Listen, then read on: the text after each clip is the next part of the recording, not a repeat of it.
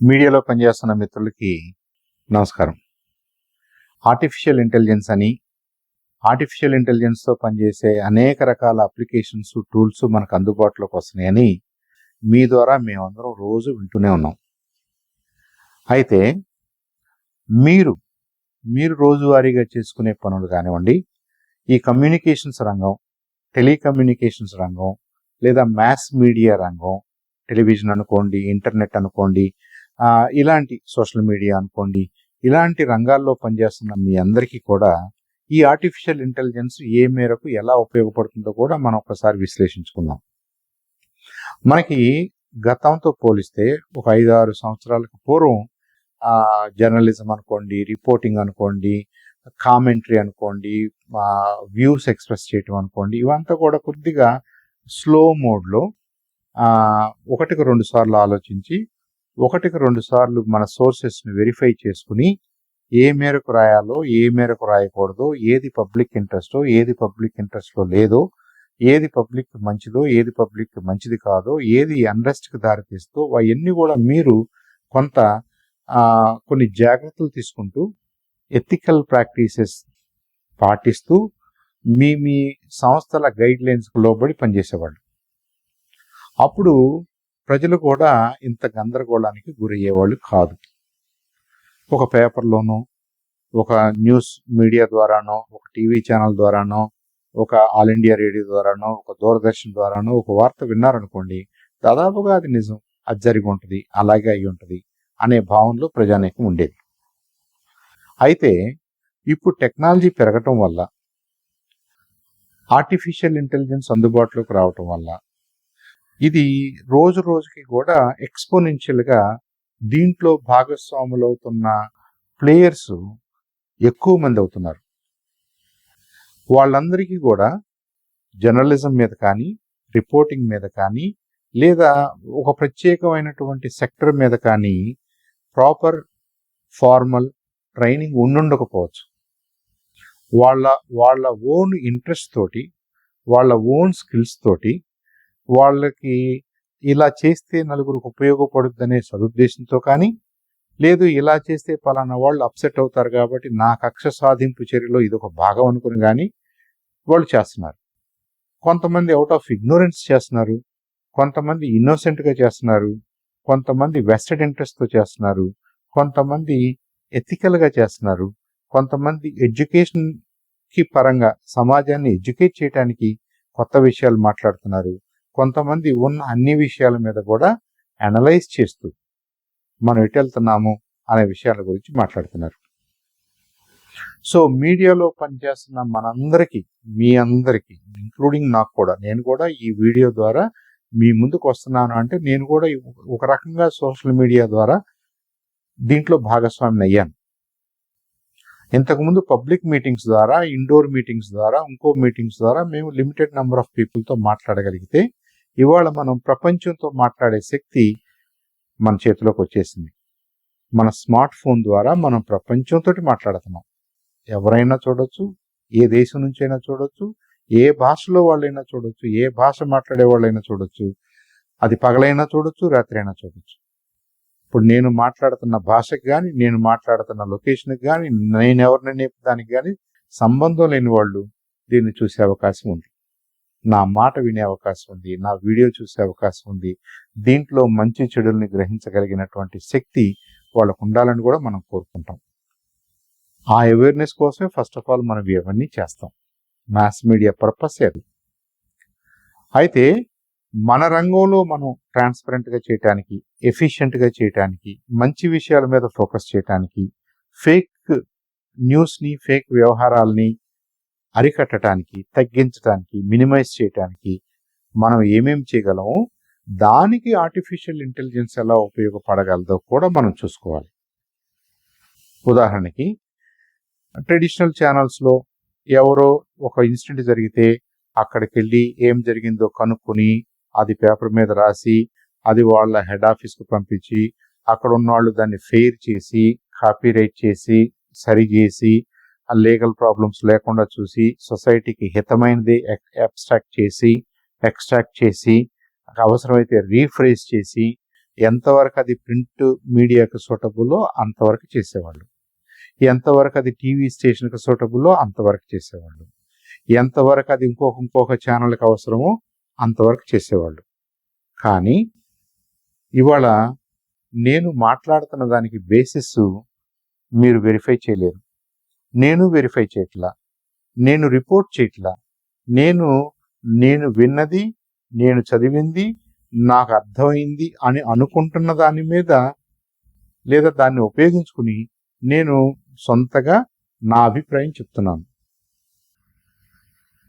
So నా అభిప్రాయాన్ని ఎదుటి వాళ్ళు గౌరవించాలన్నా, నా అభిప్రాయాన్ని ఎదుటి వాళ్ళు పరిగణలోకి తీసుకోవాలన్నా, నా అభిప్రాయాల్ని నా మాటల్ని ఎదుటి వాళ్ళు ఉపయోగించుకోవాలన్నా నా మీద ఎనార్మస్ బాధ్యత ఉంటుంది. నేను గాసిప్ మాట్లాడటం వల్ల లేనిది ఉన్నట్టుగానో ఉన్నది లేనట్టుగానో ఊహాజనితమో కల్పితమో నేను మాట్లాడాను అనుకోండి, దానికి ఏమైనా ఉంటే ఎంటర్టైన్మెంట్ వాల్యూ షార్ట్ టర్మ్ ఉండొచ్చేమో కానీ దానికంటూ నిజంగా సోషల్ గుడ్ అయితే పెద్దగా ఉండదు.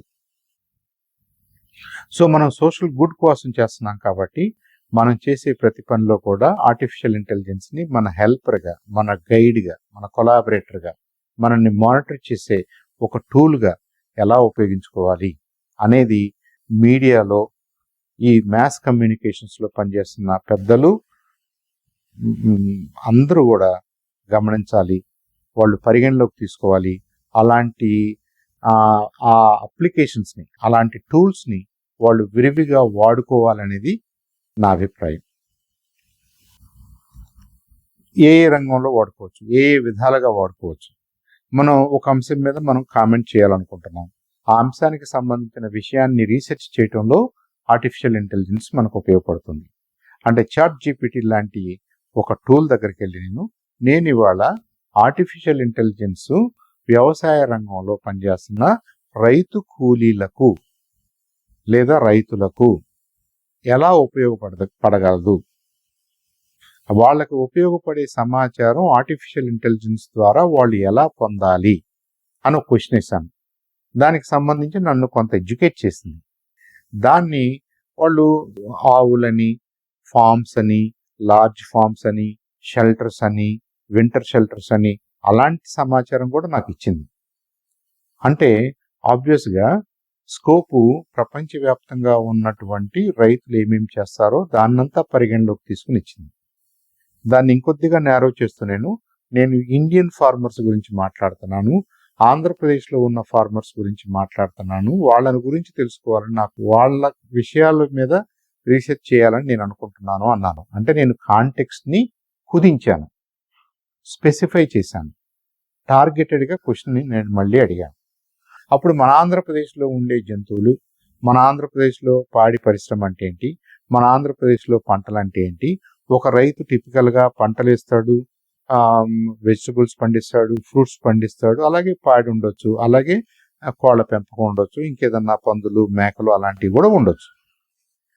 వీటన్నిటి విషయంలో ఆర్టిఫిషియల్ ఇంటెలిజెన్స్ ఎలా ఉపయోగపడుతుందో నాకు వన్ బై వన్ చెప్పుకుంటూ వచ్చింది. అలాగే మరి మ్యాస్ మీడియాలో మనం ఒక వార్త రాస్తున్నాము, ఒక పొలిటీషియన్ గురించి రాస్తున్నాము, ఒక ఇన్సిడెంట్ గురించి రాస్తున్నాము, ఒక సంస్థ గురించి రాస్తున్నాము, ఆ సంస్థలో పనితీరు గురించి రాస్తున్నాము, ఒక కరప్షన్ ఇన్సిడెంట్ గురించి రాస్తున్నాము, ఒక స్కామ్ గురించి రాస్తున్నాము, ఒక వెదర్ సిచ్యువేషన్ గురించి రాస్తున్నాము, ఒక ఇంపెండింగ్ తుఫాను గురించి రాయిపోతున్నాము, పబ్లిక్ సేఫ్టీ గురించి రాయిపోతున్నాము, న్యాచురల్ డిజాస్టర్స్ గురించి రాయిపోతున్నాము. మనం అనేక విషయాల గురించి మ్యాస్ మీడియాలో రోజు టచ్ చేస్తాం. మనం స్టార్ట్ చేసే ముందు మనం స్పెసిఫిక్గా ఒక పర్టికులర్ కాంటెక్స్ట్లో కొంత మనం అవగాహన పెంచుకుని ఈ జరిగిన ఇన్సిడెంట్ని మనం కొంత నేరేట్ చేస్తే దాని మీద ఎలా రాస్తే బాగుంటుందో ఒక 200 wordsలో, 300 wordsలో, 500 wordsలో ఎలా రాస్తే బాగుంటుందో మీకు డ్రాఫ్ట్ చేయగలదు. చేసిన డ్రాఫ్ట్ని 1 to 1 తీసి కాపీ చేసి వాడుకోవటం అనేది అనెథికల్ ప్రాక్టీస్ కిందకు వస్తుంది. దాన్ని కొద్దిగా మళ్ళీ మనం చదివి కొన్ని కరెక్షన్స్ చేసి కావాల్సిన దాన్ని అట్టి పెట్టుకుని అవసరం లేని దాన్ని తీసేస్తూ కొంత లాంగ్వేజ్కి సంబంధించినటువంటి ఎడిటింగ్ లేదా మనకి ChatGPTకి లాంటి ఆర్టిఫిషియల్ ఇంటెలిజెన్స్తో పనిచేసే ఆ ఇంటర్ఫేసెస్కి, ఆ టూల్స్కి అందుబాటులో లేని సమాచారం, మన అనుభవంలో ఉన్న సమాచారం ఏదన్నా ఉంటే, లేదు మన మానవీయ కోణం ఏదన్నా ఉంటే, అది మెషినే, అది ఆలోచించలేదు, దానికి అర్థం కూడా కాదు, రాసిందంతా తనకు అర్థమై చెప్పలేదు, మనకి ప్యాటర్న్స్ని బేస్ చేసుకుని చెప్తుంది. It's a separate ball game. అదంతా కూడా వేరే విషయం. Artificial intelligence, large language models అంటే ఏంటి, మెషిన్ లెర్నింగ్ అంటే ఏంటి, అవన్నీ కూడా ఇంకా మనిషికి ఉన్నటువంటి విఘ్నత దాకా రాలేదు. అవి వాటికి విజ్డమ్ లేదు, వాటికి ఎమోషన్స్ లేవు. అలాంటి ఎమోషన్తో రాయమంటే లాంగ్వేజ్ అయితే వాడుద్దే కానీ దానికంటూ ఎమోషన్ ఏం లేదు. సో వీటన్నిటిని పరిగణలోకి తీసుకుని మనం ఇది న్యూస్ కరెక్ట్ న్యూసా కాదా, ఫేక్ న్యూసా వెరిఫై చేసుకోవడంలో ఆర్టిఫిషియల్ ఇంటెలిజెన్స్తో పనిచేసే టూల్స్ ఉన్నాయి. మనకి డ్రాఫ్ట్ చేయడానికి కావాల్సిన టూల్స్ ఉన్నాయి. మనం ఒక ప్రెస్ మీట్లోకి వెళ్ళినప్పుడు వాళ్ళు ఏం మాట్లాడుతున్నారో దాన్ని అర్థం చేసుకుని టెక్స్ట్ రూపంలోకి రాయగలిగిన టూల్స్ ఉన్నాయి. ఈ టెక్స్ట్ను మళ్ళీ చాట్ జీపీటీకి ఇస్తే ఈ చాట్ జీపీటీ మళ్ళీ దాన్ని రిఫైన్ చేసి ఒక ఆర్టికల్ రూపంలోకి తీసుకురాగలిగినటువంటి అవకాశం ఉంది. ఫ్రేమ్ చేయగలిగినటువంటి అవకాశం ఉంది. దానికి మంచి టైటిల్ ఇవ్వగలిగినటువంటి అవకాశం ఉంది. దాన్ని కుదించగలిగినటువంటి అవకాశం ఉంది. దానికి ఎడిషనల్ ఫ్యాక్టర్స్ని రీసెర్చ్ చేసి యాడ్ చేయాల్సిన అవకాశం ఉంది. ఈ పొలిటీషియన్ మాట్లాడుతుంది అవునా కాదా అన్నది గతంలో నిన్న మొన్న అటుమొన్న జరిగినటువంటి సంభాషణను బట్టి, గవర్నమెంట్ డెసిషన్స్ని బట్టి, దాని మీద వచ్చిన విమర్శను బట్టి మనకి కొన్ని ఐడియాస్ వస్తాయి. వాటిని ఇంక్లూడ్ చేసుకోవచ్చు. ఏది ఏమైనా మనం నిజంగా జరిగిన దాన్ని ఒక ప్రాపర్ పర్స్పెక్టివ్లో పబ్లిక్ గుడ్ కోసం రాసే విధానంలో ఫేక్ న్యూస్ రాకుండా, ఫేక్ విషయాలు రాయకుండా, అబద్ధం రాయకుండా, అనవసరమైన రాయకుండా తీసుకోవటానికి కావాల్సిన అప్లికేషన్స్ అన్నీ కూడా మనకు అందుబాటులో ఉన్నాయి. The best and the first మీకు ఆ స్టార్టింగ్ పాయింట్ వచ్చేసి ChatGPT, DeepSeek, Grok current information కావాలంటే. ఇలా మీ ఇష్టం వచ్చిన టూల్ దగ్గర స్టార్ట్ చేయండి. క్లాడ్, జెమినై గూగుల్ వాళ్ళది. గ్రాక్ అయితే ట్విట్టర్లో ఒక 2 నిమిషాల క్రితం ఎవరు ఏమైనా మాట్లాడారో కూడా అది క్యాప్చర్ చేయగలిగినంత కరెంట్ డేటాని ఇవ్వగలుగుతుంది. సో మీరు రిపోర్టింగ్ యాక్టివిటీ చేస్తున్నప్పుడు గ్రాక్ లాంటి టూల్స్ మీకు బాగా ఉపయోగం. మీరు ఒక అనలిటికల్ బ్యాలెన్స్ రివ్యూ రాస్తున్నప్పుడు జెమినై లాంటి టూల్స్ మీకు బాగా ఉపయోగం. మీరు కొద్దిగా సైంటిఫిక్గా, అథారిటేటివ్గా, ఒక విశ్లేషణాత్మకంగా it is worth publishing in a book అన్నటువంటి ఆర్టికల్స్ రాసినప్పుడు క్లాడ్ మీకు బాగా ఉపయోగపడుతుంది. ఆల్ జనరిక్ పర్పస్కి చాట్ జీపీటీ ఉపయోగపడుతుంది. ఇలా ప్రాపర్ టూల్ని మీరు వాడుకోవటం ద్వారా మీరు కవర్ చేస్తున్నటువంటి యాక్టివిటీస్ కానీ, మీరు రాయాలనుకుంటున్నటువంటి అనాలిసిస్లు కానీ, మీరు చేయాలనుకుంటున్నటువంటి ఎస్సేస్ కానీ, రాయాలనుకుంటున్నటువంటి ఎస్సేస్ కానీ, విశ్లేషణలు కానీ మీరు ఎఫెక్టివ్గా చేయడానికి అవకాశం ఉంటుంది. అలాగే ఎవరైనా ఏదైనా తొందరపడి ఫేక్ ప్రచారాలు, ఫేక్ న్యూస్, ఫేక్ అనాలిసిస్ జనాలను భయపెట్టడానికో, తిట్టడానికో, ఇంకోటో చేస్తుంటే వాటిని మనం అరికట్టడానికి కూడా ఉపయోగపడతాయి. అది తప్పు అని చెప్పడానికి కూడా మనకి ఈ టూల్స్ ఉపయోగపడతాయి. కాబట్టి రెస్పాన్సిబుల్ మాస్ కమ్యూనికేషన్స్ అనేది మనకి అవసరం. ఇన్ఫ్యాక్ట్ దాన్నే మనం 4th ఎస్టేట్ అంటున్నాం, 4వ పిల్లర్ ఫర్ అవర్ డెమోక్రసీ.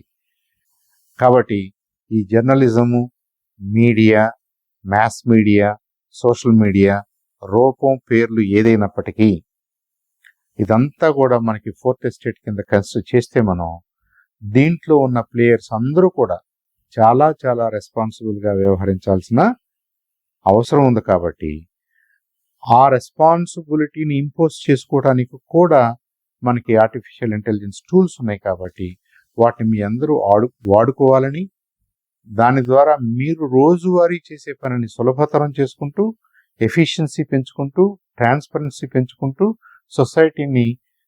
సొసైటీలో అవేర్నెస్ క్రియేట్ చేయడానికి మరింతగా మీరు తోడ్పడాలని చెప్పేసి మనస్ఫూర్తిగా కోరుకుంటూ, start using artificial intelligence tools or start conceiving and developing artificial intelligence tools. కష్టమేమీ కాదు. ఉన్న టూల్స్ని వాడి కొత్త టూల్స్ని డెవలప్ చేసుకోవటానికి మీకున్న ఐడియాస్ని వాడుకుని మీరు ఒక చిన్న news distribution, analysis distribution, commentary distribution సంస్థలాగా మీరు తయారవ్వాలంటే, ఒక పీటీఐ లాగా, ఒక యుఎన్ఐ లాగా, ఒక ఏపీ లాగా తయారవ్వాలంటే every mass communicator out there, every journalist out there has that scope thanks to artificial intelligence.